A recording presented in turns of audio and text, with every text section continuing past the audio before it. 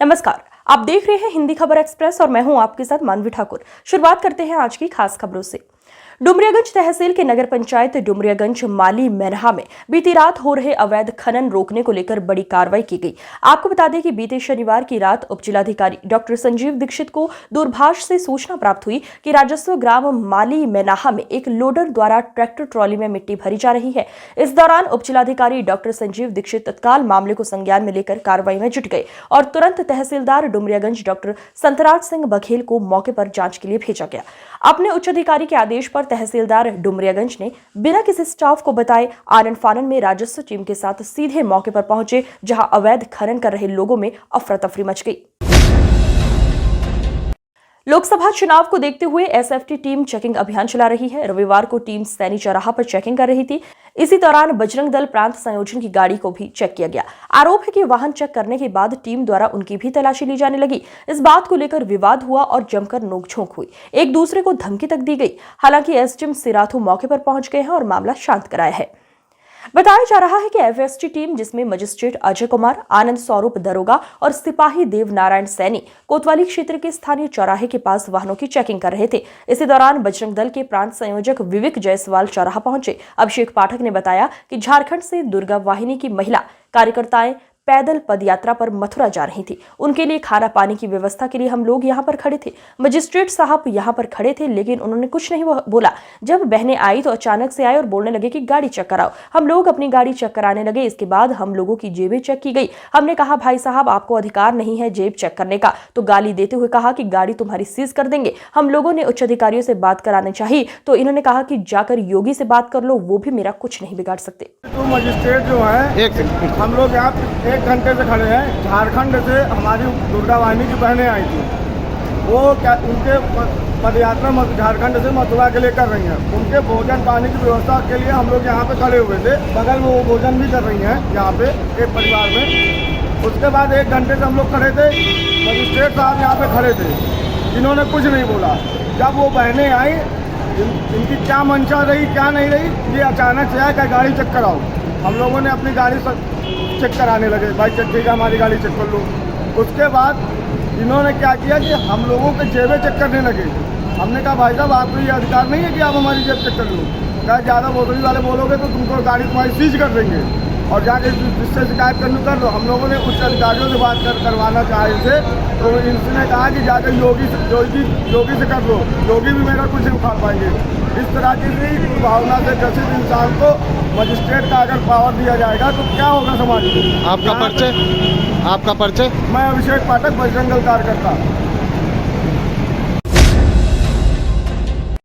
पीलीभीत के पुरनपुर कोतवाली क्षेत्र के गांव टांडा छत्रपति निवासी रामशरण शुक्रवार को अपनी पत्नी गुजरा देवी के साथ अपने 5 माह के बच्चे को दवा दिलाने पुरनपुर आया था। आरोप है कि पति पत्नी में किसी बात को लेकर विवाद हो गया। महिला बाइक से रास्ते में उतर गई और दोनों का झगड़ा हुआ। युवक उसको छोड़कर ससुराल छेदीपुर चला गया। महिला बच्चे को लेकर घर पहुंच गई थी। बताया जा रहा है आज सुबह लगभग 4 बजे ससुराल पक्ष के लोग रामशरण का शव लेकर घर पहुंचे और कुछ देर के बाद मृतक के पिता कालिका प्रसाद पुत्र श्यामलाल उम्र 60 वर्ष की भी मौत हो गई। कालिका प्रसाद के पुत्र रंजीत ने बताया कि उसका पिता के मरने से पहले बताया कि उनके खाने में बहू ने जहर मिला दिया था और अब मैं नहीं बचूंगा। पिता पुत्र की मौत को लेकर परिजनों में कोहराम मच गया है। बताया जा रहा है 2 साल पूर्व छेदीपुर निवासी गुजरा देवी के साथ रामशरण का विवाह हुआ था। पिता पुत्र की मौत की सूचना के बाद मौके पर पुरनपुर का आलोक कुमार और कोतवाल संजीव कुमार शुक्ला पुलिस फोर्स के साथ मौके पर पहुंच गए हैं। दोनों के शवों को कब्जे में लेकर पोस्टमार्टम के लिए भेज दिया। वहीं आरोपी बहू को भी पुलिस ने हिरासत में ले लिया है। क्या नाम है आपका? रंजीत। रंजीत, क्या हुआ आपके पिताजी को और भाई को? भाई को ये आप आपस में झगड़ा कर रहे थे। इसको छोड़ के मेरा भाई चला गया ससुराल अपने, और ये यहीं उतर गई। ये कहने लगी कि तुम जाओ, मुझे नहीं जाना है। तो हमारा भाई कहने लगा कि अपने ससुराल वालों से कि इसको समझाओ, आए दिन झगड़ा करती रहती है, सुकून से खाना नहीं खाने देती है। और फिर मेरा भाई सुबह आया तो उसे टुक टुक में लेके आए, तो वो लाठी लेके आए। और वहाँ ये नहीं पता मुझे क्या हुआ क्या नहीं हुआ। पिताजी की कैसे मौत हुई? पिताजी की मौत हुई, पिताजी हमारे जाते जाते यही बताया कि मुझे बेटा मैं बचूंगा नहीं, मुझे कुछ दे दिया गया है। कहाँ के रहने वाले हो? टांडा छत्रपति है। आपने कोई आरोप लगाया? आरोप का यही आरोप है, इसी के ऊपर आरोप है बस। भाभी नहीं, मेरी छोटी बहू है, मेरे छोटे भाई की। इसी जो भी इसी के चलते हुआ है। आए दिन हमें झगड़ा करती रहती है, हम लोग खाना पीना हमारा अलग बनता है, मगर का ये भी हमें निभाने नहीं देती है। क्या नाम है छोटी बाबत का? हैं? क्या नाम है छोटी बाबत का? ये नाम उसका गुजरा देवी। जिले में मतदान प्रतिशत बढ़ाने और लोगों की अधिक से अधिक भागीदारी सुनिश्चित करने के लिए ब्लॉक कर्मियों ने बाइक रैली निकालकर मतदाताओं को इस लोकतंत्र के महापर्व में शामिल होने जागरूक किया। देखिए ये रिपोर्ट। संत कबीर नगर जिले में छठे चरण में लोकसभा चुनाव का मतदान होना है। मतदान के पहले चुनाव आयोग के निर्देश पर जिला प्रशासन लगातार मतदाता जागरूकता अभियान चलाकर लोगों को 100% मतदान के लिए जागरूक कर रहा है।